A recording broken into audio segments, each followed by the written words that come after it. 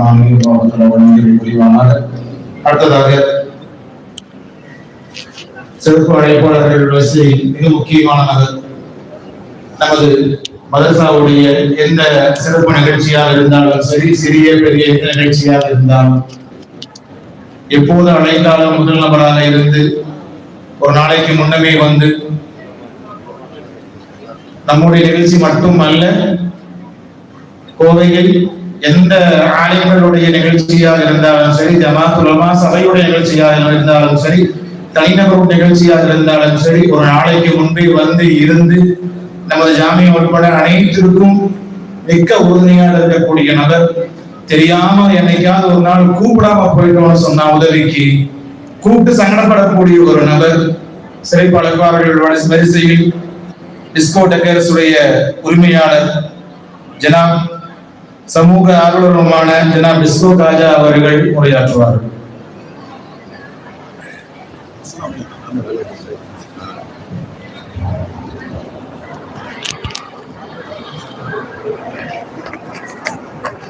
புகழும் புகழ்ச்சியும் இறைவன் ஒருவனுக்கு. ஏக இறைவன் சாந்தியும் சமாதானமும் உங்கள் மீதும் என் மீதும் உலக மக்கள் மீதும் உண்டாகட்டுமாக. உலக முத்தமர், உயிரின் மேலானவர் கண்மணி நாயகம் ஸல்லல்லாஹு அலைஹி வஸல்லம் அவர்களின் துஆ பரக்கத்தோடு ஜாமியா பத்தியா மகளிர் அரபிக் கல்லூரி 6ஆம் ஆண்டு நிறைவு விழா, 4ஆம் ஆண்டு பட்டமளிப்பு விழா. இந்த விழாவுக்கு வருகை தந்த அனைத்து பெரியவர்கள், உலமாக்கள் அனைவர்களுக்கும் நன்றி கலந்த செலவாத்தை உறுத்தாக்கிக் கொள்கிறேன். மற்றும் தாய்மார்களுக்கும் பெரியவர்களுக்கும் பட்டமளித்து விருது வாங்கும் சகோதரிகளுக்கும் ஆலிமா பட்டம் பெறும் சகோதரி அவர்களுக்கும் எனது குருநாதர் ஹஜ்ரத் மர்ஹூம் சி ஹஜ்ரத் அவர்களின் மன்னரை வாழ்க்கையும் மறுமை வாழ்க்கையும் சிறப்பாக அல்லாஹ் ஆக்கி தருவானாக என்று என் சிறிய உரையை ஆரம்பிக்கிறேன். பட்டம் வாங்கும் சகோதரிகளுக்கு, ஆலிமா சகோதரிகளுக்கு ஒரு வேண்டுகோள். நீங்கள் வரக்கூடிய உங்களுக்கு திருமண ஏற்பாடு ஆனாலும் கூட வருகின்ற கணவன்மார்கள்கிட்ட நீங்க இப்ப 9 பேர் இருக்கீங்க, உங்களால அட்லீஸ்ட் வருஷத்துக்கு 3 வருஷத்துக்குமே எடுத்துக்கங்க, ஒரு 90 பேர்த்த உருவாக்கலாம். ஏன்னா இப்ப நான்லாம் வந்து 2ஆவதா படிச்சிருக்கேன். வறுமை, ரத்தனபுரியில வந்து மதரசா கிடையாது. எங்க அத்தா அம்மாலாம் ரொம்ப கஷ்டப்பட்டாங்க. நான் ரத்தனபுரி ஒரு சங்கனூர்ல இருக்கிறதுனா காந்திபுரம் தான் வரணும் மதரசா படிக்கிறதுக்கெல்லாம். ஆனா இப்பெல்லாம் உங்களுக்குலாம் வந்து கையில செல்போன் இருக்கிற மாதிரி பக்கத்திலேயே வந்து மதரசா இருக்கு. அதனால வந்து நீங்க வரக்கூடிய மாப்பிள்ளைமார்கிட்ட வந்து தயவு செய்து நீங்க வந்து ஒரு லைப்ரரி, இப்போ வந்து எனக்கு தெரியாத வந்து உங்களுக்கு தெரியும், நீங்க வந்து வரக்கூடிய பக்கத்துல, ஆனா அந்த நம்ம இதுல வந்து அந்த மாதிரி கிடையாது. ஓதி இவ்வளவு கஷ்டப்பட்டு பாருங்க, சீர்வரிசை இருக்கு, ஸ்டேஜ் இருக்கு, இமாம் இருக்கு, ஃபுட் இருக்கு, மாப்பிள்ளை இருந்து திருமணமே ஆயிரும். அல்லாஹ் அக்பர். அடுத்த வருஷம் அதையும் பண்ணிடுவார் அப்துல் ரஹ்மான் அஜ்ரத். அதனால தயவு செய்து நீங்க வந்து இந்த கல்வியை வந்து, ஏன்னா அந்த படிக்காத அருமை வந்து எனக்கு தெரியும். 2ஆவதா நான் படிச்சிருக்கேன், ரோட்ல பூ வித்திருக்கேன். அதனால தயவு செய்து நீங்க இந்த மார்க்க கல்வியும் உலக கல்வியும் ரெண்டுமே 2 கண்கள். ஆனா அந்த 2 கண்களுக்குமே வந்து நம்மளுக்கு வந்து ஆய்வா இருக்கிறது வந்து மார்க்க கல்வி.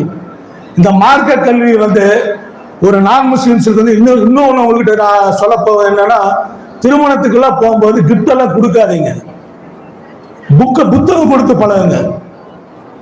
நம்ம சவாபாக்களோட பெண்களோட இதெல்லாம் எடுத்துட்டீங்கன்னா, ஆயிஷா அலி, பாத்திமா அலி அவங்களோட புக்கெல்லாம் படிச்சீங்கன்னா அப்படியே அழுக வந்துடுது. நம்ம அம்மாலாம் என்ன அம்மா தங்கச்சி எல்லாம் ஒண்ணுமே கிடையாது. நான் அந்த புக்கெல்லாம் படிச்சுதான் வந்து எனக்கெல்லாம் வந்து பேசுறதுக்கே எனக்கு தெரியாது. அந்த புக்கெல்லாம் படிச்சுதான் வந்து நம்ம வந்து இந்த அளவுக்கு வந்து நம்ம ஸ்டேஜுக்கு முன்னாடி பேசுறோம்னா அந்த புத்தகம் தான். நீங்க திருமணத்துக்கு போறதுக்கு வந்து தயவு செய்து எந்த ஆடம்பர பொருள் வாங்காதீங்க. எந்த ஒரு தலைவர்களோட இருந்தாலும் சரி, காந்தியோடதா இருந்தாலும் சரி, விவேகானந்தரோடதா இருந்தாலும் சரி, நம்ம உயிரின் மேலான தலைவர் நபிகள் நாயகம் ஸல்லல்லாஹு அலைஹி வஸல்லம் இருந்தாலும் சரி, இல்ல வீரர்களை போர் வீரர் எந்த புக்கு வேணாலும் கொடுங்க. அந்த அந்த புக்கு வந்து உங்களுக்கு நீங்க போற அந்த வீட்டுல மறுபடியும் அந்த இருக்கும், வரக்கூடியவங்களை வந்து படிப்பாங்க. அதனால தயவு செய்து அதே மாதிரி நான் ஒரு ஸ்டேஜ் அமைப்பாளர்னால சொல்றேன், ஒரு சிறுக்கான விஷயத்துக்கு பாத்தீங்கன்னா அவங்களுக்கு அது புனிதம், நம்மளுக்கு அது சிறுக்கு. ஒரு புது நன்மை எடுப்பாங்க, ஒரு நாட்டிய கலாச்சாரத்துக்கு பண்றதுக்கு வந்து ஒரு இது கொடுப்பாங்க. ஒரு நபருக்கு வந்து 10 பேராவது வருவாங்க. ஆனா இன்னைக்கு பட்டம் வாங்குறதுங்கிறது வந்து அது ஒரு பெரிய, இன்னைக்கு வந்து ஒரு நீங்க ஒரு மெசேஜ் உள்வாங்கினது வந்து உங்களை வந்து சொந்தக்காரர் 10 பேர் பார்த்தாலே 9 பேருக்கு 90 பேர் வந்திருக்கணும். அது இல்லாம மற்ற ஸ்டூடெண்ட்ஸ் ஒரு 2 பேர் வந்திருக்கணும். இந்த கூட்டம் எல்லாம் இன்னும் பத்தாது, அதிகம் வேணும். அதே மாதிரி தயவு செய்து வந்து நீங்க வந்து திருமண நிகழ்வுல சொல்லிருங்க. வரக்கூடிய திருமண நிகழ்வுகள் வந்து ஆண்களுக்கும் சரி பெண்களுக்கும் சரி, நான் ஒரு ஸ்டேஜ் அமைப்பாளருங்கிற தலை குனிஞ்சு சொல்லுகிறேன். வசதி படைச்சவங்களே வந்து காசு இருக்குங்கிறக்காக வந்து மேட்டு விரிக்கலாம். இப்ப நான் உடை போடுறேன்னா அது அழகுக்காக போடுறோம். இந்த உடையை கிழிச்சு நான் போன என்ன சொல்லுவாங்க, பைத்தியக்காரன் போறான்பாங்க. பூவுங்கிறது ஒரு பேக்ட்ராப்ல பண்ணலாம், நடபாதைக்கு கேட்கறாங்க, ரூம் டெக்கரேஷனுக்கு லட்சக்கணக்கில் பண்ணுங்கிறாங்க. அது வேண்டாம்னா இவன் டெக்கரேஷன் சரியில்லைன்னு சொல்லிடுறாங்க. அந்த திருமண விஷயத்துல வந்து நாங்கெல்லாம் வந்து திருமணம் முடியும் போது சீவி வகுப்புக்கு அஜரத் வந்து துவா ஓதி அந்த கார்ல ஏற்றி அனுப்பிச்சுடுவாரு. அல்லாஹ் அக்பர், எவ்வளவு ஒரு சிறப்பு. இன்றைக்கு நான் திருமணம் முடிச்சுட்டு ஓரமா உட்கார்ந்து இருப்போம், ஒவ்வொரு பசங்களும் இது வரைக்கும் தாடி வச்சிருக்காங்க, என்னென்னமோ பண்ணியிருக்காங்க. ஓப்போடு ஓப்போடு, எந்த ஓப்போடு, எந்த மார்க்க சொல்லி இருக்கு ஓப்போடுன்னு? ஒண்ணுமா வெளியே போகும்போது ஒரு துவாவோட அனுப்பிச்சு விட்ட நம்ம இமாம்களும் எவ்வளவு கண்ணியமா அது ஒரு மடி நெப்புறது, ஒரு ஃபேமிலி ஒரு இது பண்றது, ஒரு பாலும் பழம் கொடுக்கறதெல்லாம் போய் கேக்கு வெட்டுறது யார் கொண்டு வந்தது? கேக்கு வெட்டுங்க, பர்த்டேக்கு அல்லாஹ் அக்பர் வெட்டுங்க, கல்யாணத்துல எதுக்கு வெட்டுறீங்க? அது மூஞ்சில பூசி அந்த ஜிகினா வடிச்சு புர்கால பொம்பளைக்கு வந்து சீலையெல்லாம் அவங்க போய் அதை வீடியோக்காரர் எடுத்து அது வீடியோக்காரன் வந்து போட்டு அந்த ஒரு பாட்டு மயிலாஞ்சியில வந்து இமாமுல உட்கார வச்சுட்டு, அது இமாமுக்கு தகுந்த மாதிரி எவ்வளவோ நாகரணிப்பா பாட்டு இருக்கு, இனி அச்சம் என்பதா மனமே, இன்னும் நிறைய பாட்டு சிரிக்குன்னு சொல்ல அருமையான பாட்டுகள் இருக்கு, அற்புதமான பாட்டுகள் இருக்கு, அற்புதமான திரைப்படங்கள் இருக்கு. அது யாரும் இல்லைன்னு நம்ம சொல்லல. ஆனா பொது சபையில வந்து நீங்க வந்து இந்த மாதிரி பண்றதெல்லாம் வந்து தயவு செய்து நீங்க இப்ப 9 பேர் வந்து உறுதி எடுத்துக்குங்க. அந்த மாதிரி மாப்பிள்ளையே வேண்டாம்னு சொல்லிருங்க. அப்படி மட்டும் வேணா, இவ்வளவு தூரம் உங்களுடைய மார்க்கை வந்து இவ்வளவு கண்ணியமா உங்களை படிக்க வச்சு இவ்வளவு இது பண்ணி அது உள்வாங்கி நம்ம மற்றவங்களை வந்து போர் வீரன் மாதிரி ஆக்கணும். இந்த திருமண நடத்துல நடக்கிற கல்ச்சர்லாம் வந்து நம்மளால இது பண்ண முடியல. ஸ்டேஜ் ஆர்டரே வேண்டாம்னு சொல்லலாம்னு இருக்கிறது. அந்த ஜருகை எடுத்து அடிக்கிறாங்க, அது கேக்ல விழுகுது, அந்த கேக்ல சாப்பிட்டு போட்டு அந்த கேக்கு வந்து இன்ஃபெக்ஷன் ஆகுது. டாக்டர் கூட நான் பழகிட்டு இருக்கேன், நிறைய டாக்டர் ஒரு ஜிகினா விழுந்து அந்த கேக்ல இருந்ததுன்னா இறுதி ஆபரேஷன் பண்ணுங்கிறாங்க. அந்த கேக்க அறுத்து அங்கேயே சாப்பிடுறாங்க. அதனால தயவு செய்து திருமணங்கள் விஷயத்துல வந்து இஸ்லாம் என்ன சொல்லுதோ அதை பண்ணிக்கங்க. ஆடம்பரம் இருக்கலாம், அழகு இருக்கலாம், அதே வந்து ரொம்ப அனாச்சாரமா இருக்கக்கூடாதுன்னு சொல்லி வாய்ப்புக்கு